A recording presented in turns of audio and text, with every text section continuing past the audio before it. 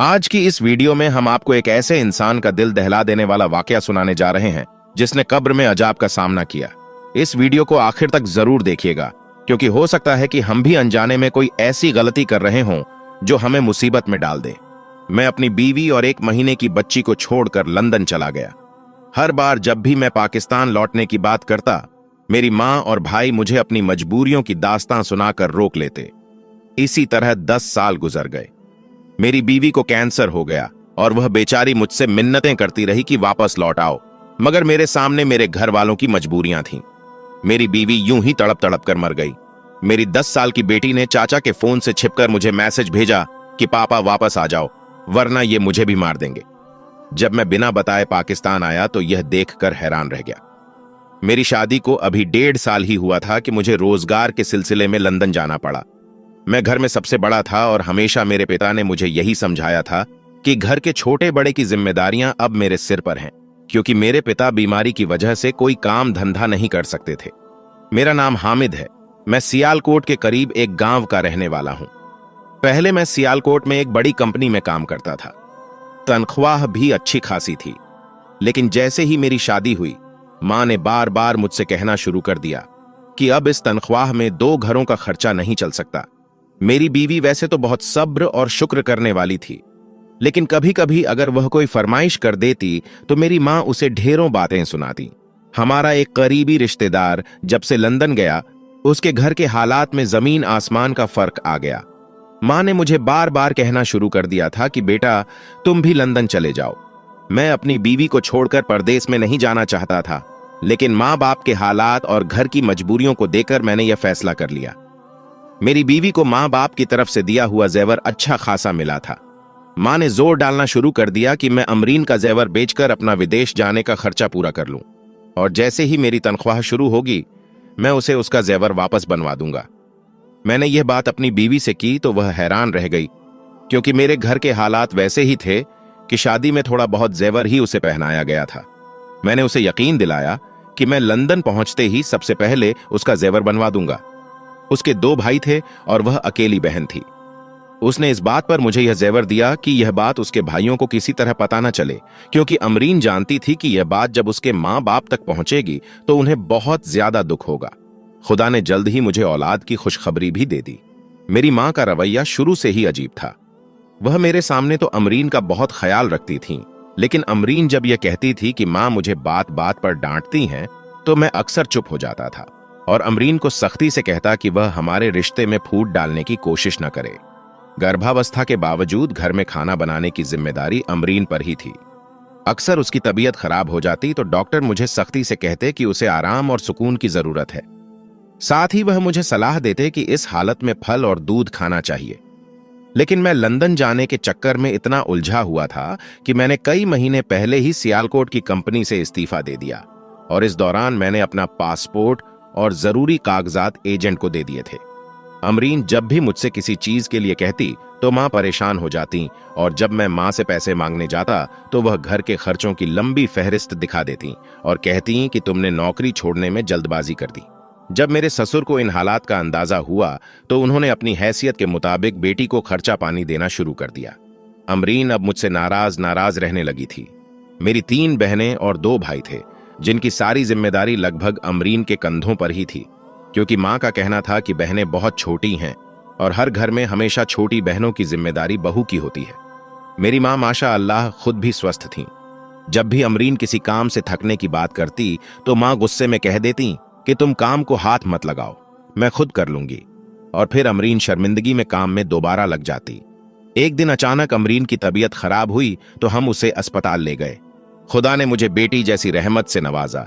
मैं और मेरी बीवी अपनी बेटी को देखकर बहुत खुश थे, लेकिन मां ने यहां भी कहा कि हमारे परिवार में तो सबसे पहले बेटा ही होता है। हम दोनों पति पत्नी उनकी यह बात सुनकर चुप हो गए। अमरीन के मां बाप भी अस्पताल में मौजूद थे। मां जल्दी ही वापस घर चली आईं। खैर, मैंने घर आकर अपनी हैसियत के मुताबिक मिठाई बांटी और अपनी बेटी का नाम फातिमा रखा। फातिमा बहुत ही प्यारी थी। जब फातिमा 1 महीने की हुई तो मेरा वीजा आ गया। जैसे जैसे विदेश जाने के दिन करीब आ रहे थे, मेरा दिल अंदर ही अंदर परेशान होता जा रहा था। मुझे समझ नहीं आ रहा था कि मैं अपनी इतनी छोटी सी बेटी और बीवी को छोड़कर इतनी दूर कैसे जा पाऊंगा। फिर जब माँ बाप और भाई बहनों की ओर देखता तो यही सोचता कि चलो कोई बात नहीं, मैं सबसे बड़ा हूं, मुझे उनके लिए इतना तो करना ही चाहिए। मैं समझता था कि 2-3 साल में हमारे घर के हालात बदल जाएंगे, लेकिन अमरीन हर वक्त उदास रहती थी। और फिर वो दिन आ गया जब मुझे जाना था। मेरी बहनें, माँ और भाई सब मुझे एयरपोर्ट पर छोड़ने आए थे। अमरीन भी उनके साथ आना चाहती थी, लेकिन मेरी माँ ने यह कहकर उसे रोक दिया कि उसे और बच्ची को देखकर मुझे विदेश जाने में दिक्कत होगी, इसीलिए उसे अपनी बच्ची के साथ घर पर ही रहना चाहिए। मुझे माँ की यह बात बहुत कड़वी लगी, लेकिन मैं खामोश हो गया। मैंने अपनी बीवी को कमरे में जाकर गले लगाया, लेकिन यह कभी नहीं सोचा था कि मैं उसे दोबारा जिंदा नहीं देख पाऊंगा। मैंने फातिमा को प्यार किया और फिर उसे अमरीन की गोद में दे दिया। जब मैं घर से निकला तो वह उदासी भरी नजरों से दरवाजे पर खड़ी थी और तब तक हाथ हिलाती रही जब तक मैं गली का मोड़ पार नहीं कर गया। माँ बाप और भाई बहनों की दुआओं के साथ मैं लंदन आ गया। यहां मेरे कजन ने पहले से ही मेरे लिए नौकरी का इंतजाम कर रखा था। सियालकोट में मुझे 50,000 तनख्वाह मिलती थी। अब यहां मुझे पाकिस्तान के हिसाब से 1.5 लाख मिलने लगे। काम बहुत मुश्किल था, लेकिन मैं दिल लगाकर काम करता रहा। काम के साथ साथ मुझे कमरे में मौजूद दूसरे लड़कों की तरह अपनी बारी पर खाना भी बनाना पड़ता था और कपड़े भी धोने पड़ते थे। उस वक्त मुझे घर की बहुत याद आती थी। मैं नियमित रूप से घर फोन करता था, सबसे बात हो जाती, लेकिन जब भी अमरीन से बात करना चाहता, मेरी माँ कमरे में ही बैठी रहती। मैं वीडियो कॉल पर अपनी बेटी को बड़ा होते देख रहा था और मेरी माँ जरूरतों की एक लंबी लिस्ट सुनाती थी। मेरे भाई पढ़ाई कर रहे थे और घर में थोड़ी थोड़ी तरक्की आनी शुरू हो गई थी। मेरे अब्बा अब सफेद कॉटन का जोड़ा पहनकर पूरे गांव में बड़े रुतबे के साथ घूमते थे, ये कहते हुए कि उनका बेटा विदेश में कमा रहा है। जब भी मैं मां से पूछता कि वह तनख्वाह में से बचत तो कर रही है ना, वह तुरंत कहती, क्या तुम्हें अपनी मां पर भरोसा नहीं है? मैं तुम्हारा एक एक पैसा सोच समझकर खर्च करती हूं, तुम्हारी बीवी और बेटी की सारी जरूरतें पूरी करती हूं, और तुम्हारी बहनों के लिए भी अब से दहेज का इंतजाम करना शुरू कर दिया है ताकि शादी के दिन काम आए। मैंने बहुत कोशिश की कि मेरी मां अमरीन को अलग से मोबाइल फोन लेकर दें, लेकिन वह हमेशा यही कहती, औरतों को तो आदत होती है मर्दों को परेशान करने की, छोटी सी बात पर वह तुम्हें परेशान कर देगी, तुम उसकी तरफ से फिक्र मत करो, हम लोग उसका अच्छा ख्याल रखते हैं। लंदन में मुझे 3 साल होने वाले थे। इसी दौरान मेरा छोटा भाई, जो उस वक्त मैट्रिक का छात्र था, उसने पढ़ाई छोड़ने की जिद कर दी। मां ने मुझसे कहा कि उसे खेती का शौक हो गया है। यह सुनकर मैं हैरान रह गया, क्योंकि मैं तो अपनी जरूरत के लिए थोड़ा सा पैसा रखकर बाकी सब घर भेज देता था। मां ने मुझसे कहा, तुम्हें थोड़ा और बचाकर पैसे भेजने चाहिए, क्योंकि दिन रात बढ़ती महंगाई में अब इस तनख्वाह में घर का खर्च चलाना मुश्किल हो रहा है। साथ ही वह यह भी कहती, तुम्हारी बीवी अब अलग से खर्च मांगती है और उसे यह घमंड हो गया है कि यह घर उसकी कमाई से चल रहा है। तुम उस पर सख्ती करो और उसे यह एहसास दिलाओ कि यह तुम्हारा फर्ज है, कोई एहसान नहीं। कई बार मां की बताई बातों की वजह से मैं अमरीन से लड़ पड़ता और कई कई दिनों तक उससे बात नहीं करता। मेरी बेटी फोन पर ही मुझे देखती थी। कई बार ऐसा होता कि अमरीन सुन रही होती और मैं फोन बंद कर देता। मां कहती कि अमरीन घर का काम भी नहीं करती, सारा काम मेरी बहनें कर लेती हैं। उनकी यह बातें सुन सुनकर मुझे गुस्सा आने लगा। मैं यकीन नहीं कर पाता था कि अमरीन इतनी बदल सकती है। कई बार जब मैं फोन करता तो मां कह देती, अमरीन मायके गई है। इस पर मैं नाराज हो जाता कि उन्होंने मेरी इजाजत के बिना उसे मायके क्यों जाने दिया। जब मैं उसके भाई को फोन करने की बात करता तो मां मुझे अपनी कसम देकर रोक देती, बेटा उन्हें वहां परेशान मत करो, वरना ससुराल वाले क्या सोचेंगे कि हमने उनकी बेटी को इतना तंग कर रखा है। धीरे धीरे मैं अपनी बीवी से बेजार होने लगा। दिन रात की मेहनत ने मुझे चिड़चिड़ा और बदमिजाज बना दिया। मैंने अब कम से कम खर्च में गुजारा करना शुरू कर दिया। मुझे लगता था कि मां मेरी तनख्वाह में से बचत करके जमा कर रही हैं। मुझे भरोसा था कि कुछ ही सालों में इतना पैसा इकट्ठा हो जाएगा कि मैं लंदन छोड़कर वापस पाकिस्तान लौट जाऊंगा और वहां कोई छोटा मोटा कारोबार शुरू करूंगा। 4 साल बाद जब मैंने ये बात अपनी मां से की तो उन्होंने हैरानी से कहा, बेटा फिलहाल तो सिर्फ तुम्हारे भाइयों की पढ़ाई और तुम्हारे पिता का इलाज ही पूरा हो पा रहा है, फिर तुम्हारी पत्नी और बेटी का खर्चा भी है। तुम कोशिश करो कि अब कोई दूसरी नौकरी ढूंढ लो। यह सुनकर मैं बहुत परेशान हो गया। मेरे दोस्त यार मुझे समझाते थे कि मुझे अपने घर वालों पर इतना भरोसा नहीं करना चाहिए, लेकिन मैंने शुरू से ही माँ और पिता के सामने कभी जुबान नहीं खोली थी। उनकी बात मेरे लिए पत्थर की लकीर जैसी थी। खैर, मैंने एक बेहतर नौकरी ढूंढ ली। यहां मेरी तनख्वाह करीब 2 लाख थी। मेरे दोस्त तनख्वाह मिलने के बाद अच्छे अच्छे होटलों में खाना खाने जाते थे और मैं ज्यादातर वक्त अपने कमरे में बिताता था। अमरीन ने अब अपने भाई से छुपकर अलग से मोबाइल ले लिया था। जब भी वह अपने कमरे में जाकर मुझसे बात करने की कोशिश करती, कोई ना कोई उसके पास आकर बैठ जाता। वह मुझे मैसेज पर कहती कि मैं पाकिस्तान वापस आ जाऊं, यहां अब सब ठीक है, घर भी सही चल रहा है, आप यहीं पर कोई नौकरी ढूंढ लो। जब भी मैं ये बात अपनी मां से कहता तो वह गुस्से में आ जाती और फिर रोने बैठ जाती।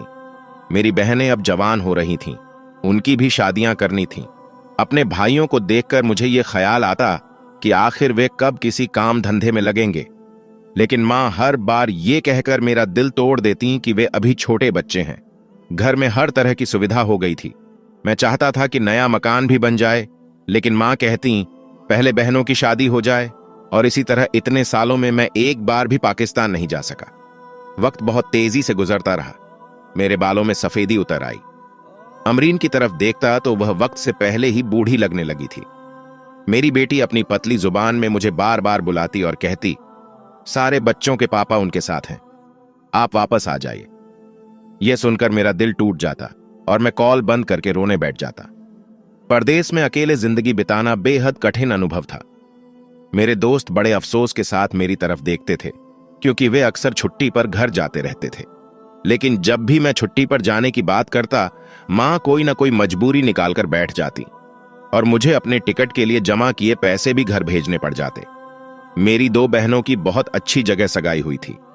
मैंने उनकी फरमाइश पर ढेर सारा सामान पाकिस्तान भेजा, लेकिन मुझे इस बात की हैरानी थी कि मेरी बहनों और मेरे माँ बाप ने मुझसे एक बार भी नहीं कहा कि वे मेरे बिना शादी नहीं करेंगे। बस मेरी माँ भावनात्मक रूप से मेरा हौसला बढ़ा देती और कहती, तुम्हारे जैसा बेटा नसीब वालों को मिलता है। मैं वीडियो कॉल पर ही अपनी बहनों की शादी की रस्में देखता रहा, लेकिन यह देखकर मुझे बहुत हैरानी हुई कि मेरी पत्नी और बेटी बहुत ही साधारण कपड़े पहने हुए थीं। जब मैंने अपनी मां से यह बात कही तो वे चुप हो गईं। पता नहीं मां ने अमरीन को क्या कहा, लेकिन अमरीन ने मुझे फोन करना ही बंद कर दिया। कई दिनों तक मैं अपनी पत्नी और बेटी से बात नहीं कर पाया। मेरे दोस्तों ने मुझे कई बार समझाया कि मैं बिना घर वालों को बताए पाकिस्तान चला जाऊं। काश उस वक्त मैंने उनकी बात मान ली होती। एक बार मेरे दोनों भाइयों ने मुझसे आईफोन की फरमाइश की। यह सुनकर मैं गुस्से से तमतमा गया और कई दिनों तक घर पर कॉल नहीं की। जब भी घर से फोन आता, मैं तुरंत अपना फोन बंद कर देता। मेरी मां ने परेशान होकर मेरी कजन से कहा। उसने मुझसे मिलकर मुझे समझाया कि मां बाप का दिल नहीं दुखाते और तुम फिर से कॉल करो। मैंने अपनी कजन की बात मानी और घर फोन किया। मां ने उन दोनों को समझा दिया था, लेकिन मेरा दिल अब धीरे धीरे बुझने लगा था। मुझे लगने लगा था कि मैं अपने घर वालों के लिए सिर्फ एक सोने का अंडा देने वाली मुर्गी हूं। उससे ज्यादा मेरी उनकी जिंदगी में कोई अहमियत नहीं थी। लंदन की रौनकें अब मुझे अपनी तरफ बुलाने लगी थीं। मैंने अब हर रोज घंटों कॉल करना बंद कर दिया था। मां से 5-6 मिनट बात करता, उनसे कहता कि मेरी पत्नी और बेटी को दिखा दें और फिर फोन बंद कर देता। अब मैं अक्सर घूमने फिरने निकल जाता। इसी दौरान मेरी मुलाकात एक लड़की से हुई। हमारी मुलाकातें बढ़ती चली गईं। उसने मुझसे अपने प्यार का इजहार किया। मैं अपनी पत्नी से दूर अकेली जिंदगी जी रहा था, इसलिए बिना सोचे समझे ही मान गया। मैं जानता था कि मैं अपनी पत्नी के साथ गलत कर रहा हूं, लेकिन मैं बहुत ज्यादा खुदगर्ज हो गया था। मैंने उस लड़की शाजिया से शादी कर ली। उसके पास उसके पिता की छोड़ी हुई अच्छी खासी दौलत थी। मेरी जिंदगी में भी सुकून आ गया। मैं घर वालों को एक निश्चित रकम भेज देता था। धीरे धीरे मेरा घर से संपर्क कम हो गया। फिर एक दिन मुझे अमरीन के भाई का मैसेज मिला। उसने बताया कि अमरीन कैंसर की मरीज बनकर अस्पताल में अपनी आखिरी सांसें ले रही है। यह सुनकर मेरे सिर पर जैसे कयामत टूट पड़ी। मैंने शाजिया से कहा कि मैं पाकिस्तान जाना चाहता हूं, लेकिन उसने मुझे जाने की इजाजत नहीं दी। उसने कहा कि वह मुझे अच्छी खासी रकम देने को तैयार है ताकि मैं अपनी बीवी का इलाज करवा सकूं, लेकिन वह मुझे पाकिस्तान नहीं जाने देगी, क्योंकि उसे डर था कि मैं दोबारा लंदन नहीं लौटूंगा। मैं अजीब सी स्थिति में खड़ा था। मैंने अपनी मां को फोन किया और गुस्से में कहा कि मेरी गैर मौजूदगी में वह मेरी पत्नी का ध्यान नहीं रख सकीं। इस बात पर मेरी मां मुझसे नाराज हो गईं और फोन काट दिया। मेरा ससुर बार बार मुझे पाकिस्तान बुलाता रहा, लेकिन मैं उन्हें लगातार खर्चा भेजता रहा और यह कहकर टाल देता कि मेरा पाकिस्तान जाना संभव नहीं है। क्योंकि कंपनी मुझे छुट्टी नहीं देती। जब मैं वीडियो कॉल पर अमरीन को देखता तो मुझे बहुत दर्द होता। मैंने अपनी खूबसूरत और जवान बीवी को छोड़कर लंदन का रुख किया था ताकि अपने घर वालों के खर्चे और ख्वाब पूरे कर सकूं, लेकिन इस सफर में मेरी बीवी का क्या हाल हो गया। डॉक्टर कहते थे कि वह ठीक होना ही नहीं चाहती, या शायद कैंसर बहुत बुरी तरह फैल चुका था। 6 महीने के भीतर ही वह चुपचाप इस दुनिया से चली गई। मैं उसकी अंतिम विदाई में भी शामिल नहीं हो सका। यह देखकर मेरे ससुराल वालों ने मुझसे रिश्ता तोड़ दिया और मेरी बेटी को उसकी दादी के पास छोड़ दिया। वे अपनी जवान बेटी की मौत के लिए मुझे और मेरे घर वालों को जिम्मेदार मानते थे, और कहीं ना कहीं यह गलत भी नहीं था। मैं कई दिनों तक लंदन की सड़कों पर दुखी होकर भटकता और रोता रहा। अमरीन के साथ मेरा रिश्ता केवल 1.5 साल का था, लेकिन मैं जानता था कि वह एक फरिश्ता थी और मुझसे बेइंतहा प्यार करती थी। लंदन में मुझे 9 साल हो चुके थे। अब मुझे मजबूरी में अपने घर फोन करना पड़ता था, क्योंकि मेरी बेटी अब मेरे माता पिता और भाई बहनों के रहम ओ करम पर थी, और उन्होंने इस बात का खूब फायदा उठाया। मां मेरी बेटी को सामने बिठाकर उससे मेरी बात करवाती थी। एक दिन पता चला कि मेरी बेटी स्कूल में पढ़ना नहीं चाहती, लेकिन उसके शांत और घायल चेहरे ने मुझे एक अलग ही कहानी सुनाई। अब मेरे भाइयों की भी शादियां होनी शुरू हो गई थीं। 1 और साल गुजर गया। मेरे 2 भाई भी शादीशुदा हो गए। दोनों अब कमा रहे थे। मैं शाजिया का कारोबार संभाल रहा था। वह मुझे तयशुदा तनख्वाह देती थी और साथ ही कुछ रकम मेरी बेटी के लिए भी देती थी। कुछ दिनों से मुझे अजीब सपने आने लगे थे। मुझे लगता कि अमरीन मुझे आवाज दे रही है। कभी वह बहुत गमगीन सी किसी वीरान जगह पर भटकती हुई नजर आती, तो कभी किसी झरने के किनारे बैठी दिखती। वह बार बार कहती कि वह बहुत तकलीफ में है। मैं डरकर नींद से उठ जाता और रोने लगता। शाजिया मेरी हालत देखकर परेशान हो जाती।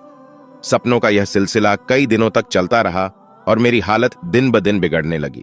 एक दिन शाजिया ने मुझसे कहा, मुझे लगता है कि अमरीन तुम्हें कुछ बताने की कोशिश कर रही है। ऐसा तो नहीं कि तुम्हारी बेटी फातिमा किसी परेशानी में हो? तुम ऐसा करो कि बिना बताए ही पाकिस्तान चले जाओ और देखो कि मामला क्या है। मैं शाजिया की यह बात सुनकर हैरान रह गया, क्योंकि उसने अमरीन की बीमारी के समय भी मुझे पाकिस्तान नहीं जाने दिया था। लेकिन अब जब बात मेरी बेटी की थी तो उसने फौरन इजाजत दे दी। शादी के 4 साल बाद खुदा ने शाजिया को भी मां का दर्जा दिया था। शायद इसी वजह से उसकी फितरत में इतनी नरमी आ गई थी, या शायद वह मुझे खोना नहीं चाहती थी। मैं फौरन पाकिस्तान के लिए रवाना हो गया। 10 साल बाद जब मैं गांव पहुंचा तो सब कुछ बदल चुका था। मैं गांव को हैरानी से देखता हुआ अपने घर पहुंचा। वहां पड़ोसी ने बताया कि मेरे घर वाले तो यह घर कब का बेचकर रावलपिंडी शिफ्ट हो गए हैं। मैं हैरान रह गया कि उन्होंने मुझे यह बताना भी जरूरी नहीं समझा। मैं पता पूछता हुआ जब अपने माता पिता के नए घर पहुंचा तो यह देखकर हैरान रह गया कि एक शानदार और महंगा घर बना हुआ था और 2 खूबसूरत गाड़ियां भी खड़ी थीं। परदेश में बिताए 10 सालों ने मुझे बूढ़ा बना दिया था। जब मैं पाकिस्तान से गया था तो 28 साल का एक हंसमुख और जवान नौजवान था, लेकिन अब मैं एक थका हारा आदमी बन चुका था। जब मैंने बार बार घंटी बजाई तो कोई दौड़ता हुआ दरवाजे तक पहुंचा। वह एक कमजोर सी बच्ची थी जिसके चेहरे पर एक तरफ जले का निशान था। वह बच्ची कुछ देर तक हैरानी से मुझे देखती रही और फिर अचानक मुझे पहचान कर मुझसे लिपट गई। उसे देखकर मुझे भी महसूस हुआ कि यह मेरी ही बेटी है। मैं तड़प उठा। वह कमजोर और लाचार सी बच्ची जिसके चेहरे को किसी चीज से बुरी तरह जलाया गया था, और कोई नहीं बल्कि मेरी बेटी फातिमा थी। मैं जो पिछले 10 साल से परदेश में मुसीबतें उठा रहा था, मेरी अपनी औलाद मेरे रिश्तेदारों के घर में इस हालत में मौजूद थी। हम दोनों बाप बेटी एक दूसरे के गले लगकर रो रहे थे। थोड़ी देर में एक औरत चमक दमक वाले कपड़े पहने हुए चिल्लाती हुई आई। उसने फातिमा का बाजू पकड़कर झटके से मुझसे दूर करने की कोशिश की और बदतमीजी से मुझसे पूछने लगी, तुम कौन हो और इसे गले लगाकर किसका मातम मना रहे हो? मैं यह सुनकर बुरी तरह से तमतमा गया और मैं अम्मा, अब्बा और अपने भाइयों को पुकारता हुआ घर के अंदर चला गया। वह औरत जो मुझसे बदतमीजी करते हुए बाहर आई थी, मेरे पीछे पीछे घर के अंदर आ गई। उस वक्त रात का खाना खाया जा रहा था। सब लोग डाइनिंग टेबल पर बैठे हुए थे। सभी लोग हैरानी से मुझे देखते हुए मेरे हाथ में फातिमा का हाथ देखकर परेशान हो गए। सबसे पहले अम्मा को ख्याल आया। वह साधारण अंदाज में रोते हुए मेरे गले लग गईं। फिर अब्बा और भाई भी बारी बारी से मेरे गले लगे। मैं खड़ा होकर उन सबको गौर से देखता रहा। अम्मा ने बिना किसी बात के फातिमा का हाथ मेरे हाथ से छुड़ाने की कोशिश की, लेकिन मैंने सख्ती से उनके हाथ को झटक दिया। फातिमा डर के मारे सहमी हुई खड़ी थी। वह औरत जो बदतमीजी करते हुए बाहर आई थी मेरे भाई की बीवी थी। मेरी बेटी की हालत ने मुझे मजबूर कर दिया। मैंने सख्ती से अपनी अम्मा की तरफ देखकर पूछा, अल्लाह की कसम, मेरी यतीम बच्ची की यह हालत किसने की है? उसका चेहरा किसने जलाया है? तो अम्मा ने अपने सीने पर 2 थप्पड़ मारे और कहने लगी, बेटा तुझे क्या हम जल्लाद लगते हैं? बच्ची है, शरारत करती है। नौकरानी खाना बना रही थी, यह किचन में चली गई, उसके हाथ में तवा था, शायद वह उतारकर नीचे रख रही थी। यह अचानक वहां पहुंच गई और उसका चेहरा जल गया। मुझे उनकी किसी भी बात पर यकीन नहीं हुआ, क्योंकि कुछ दिन पहले फातिमा ने अपने चाचू के फोन से मैसेज किया था, बाबा आप वापस आ जाओ, ये मेरी मां की तरह मुझे भी मार देंगे। इसलिए मैंने फातिमा को सामने करते हुए पूछा, फातिमा बेटा तुम बताओ, तुम्हें किसने जलाया है? डरो मत, अब मैं वापस आ गया हूं। फातिमा ने डरते डरते अपनी चाची की तरफ इशारा कर दिया। फिर तो मेरे अंदर दबा हुआ बरसों का गुस्सा फूट पड़ा। मैं बुरी तरह चीखने चिल्लाने लगा। मैंने अपनी अम्मा और अब्बा से सवाल किया, मैं आपकी सगी औलाद नहीं हूं? मैं बरसों तक आपके लिए अपने देश से दूर परदेश की मुश्किलें उठाता रहा और पीछे मेरी बीवी इलाज के बिना मर गई। जब भी वापस आना चाहता था मुझे रोक दिया गया। अब भी मुझे कुछ पता नहीं चलता अगर फातिमा ने छिपकर अपने चाचू के फोन से मेरे नंबर पर मैसेज न किया होता। वह तो शुक्र है कि मेरी दूसरी बीवी ने वह मैसेज मुझे पहुंचा दिया। अगर उसका दिल भी आप लोगों की तरह सख्त हो जाता तो शायद अपनी मां की तरह मेरी बेटी फातिमा भी किसी दिन आपके जुल्म का शिकार होकर इस दुनिया से चली जाती। यह सुनकर मेरे घर वाले हैरान खड़े रहे। तभी अचानक मेरा भाई आगे बढ़ा और कहने लगा, बस भाई, जितना तुम्हें बोलना था बोल लिया। इतने सालों बाद घर लौटे हो, अगर इज्जत से घर में रहना चाहते हो तो रहो, वरना अपनी इस बेटी को लेकर यहां से चले जाओ। मैं उसकी यह बात सुनकर हैरान रह गया। जैसे ही कुछ कहने लगा तो अम्मा और अब्बा ने भी बड़ी बेरुखी से उसकी साइड ले ली और कहा, ठीक है, हम मां बेटा अगर इतने ही जालिम हैं तो अब हम तुम्हारी बेटी की जिम्मेदारी नहीं उठा सकते। तुम अपनी बेटी को अपने साथ ले जाओ। जब तुम दूसरी शादी कर चुके हो तो तुम्हारी बेटी को तुम्हारी दूसरी बीवी ही पाल सकती है। हमने कोई ठेका नहीं लिया कि तुम्हारी जिम्मेदारियां पूरी करें। मैं हैरानी में था। मेरे पांव के नीचे जमीन खिसक चुकी थी। वर्षों बाद वतन लौटा, एक लंबी दूरी तय करके, लेकिन घर भी बदल चुका था और घर वाले भी। फिर मैंने चुपचाप अपनी बेटी का हाथ पकड़ा और दरवाजे से बाहर निकल गया, यह सोचते हुए कि क्या अपने भी इस तरह हो सकते हैं। मैं पागल हो रहा था। मुझे अपने मां बाप और बहन भाइयों पर कितना भरोसा था और कितना मान था। टैक्सी पकड़ी और सीधे अपने एक दोस्त के घर चला गया। वहां कुछ दिन रुकने के बाद शाजिया ने मेरी बेटी का पासपोर्ट और वीजा भिजवा दिया। मैं अपनी बेटी को लेकर लंदन पहुंच गया। शाजिया ने पूरे दिल से फातिमा को स्वीकार कर लिया, लेकिन मैं सब कुछ लुटाकर भी खाली हाथ नहीं था। मेरे साथ एक रहम दिल बीवी थी जिसने मुझे मुश्किल वक्त में सहारा दिया, वरना अपनों की बेरुखी ने तो मुझे सड़क पर लाकर खड़ा कर दिया था। इसी तरह कुछ वक्त गुजर गया। फिर मेरी कजिन ने बताया कि एक कार एक्सीडेंट में तुम्हारी मां का इंतकाल हो गया और तुम्हारी भाभी लूली लंगड़ी हो गई है। जब तुम्हारी मां को कब्र में उतारने लगे तो कब्र से आग की लपटें उठने लगीं।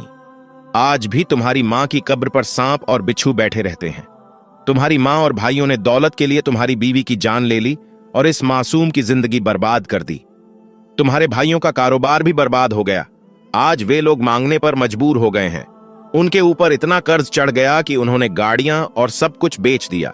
मैं अपनी बेटी को गोद में लिए सोच रहा था कि जिस दौलत के लिए उन्होंने यह सब किया वह दौलत उनके किसी काम की नहीं रही।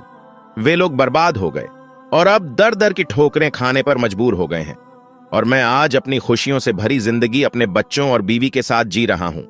मेरी जिंदगी में अगर कोई कमी है तो वह अमरीन की। इसलिए मेरी आपसे गुजारिश है कि कोई भी भाई अपना देश छोड़कर परदेश की ठोकरें न खाए, क्योंकि वही लोग आपके दुश्मन बन जाते हैं जिनके लिए आप यह सब करते हैं। अपने और अपने बीवी बच्चों का ख्याल रखें। आधी रोटी खा लें, लेकिन अपनी बीवी और बच्चों को बेसहारा छोड़कर परदेश न जाएं। अल्लाह ताला से दुआ है कि वह हम सबको सारा जीवन अपना मोहताज रखे और दूसरों का मोहताज न बनाए। कमेंट बॉक्स में आमीन लिखना न भूलें। धन्यवाद।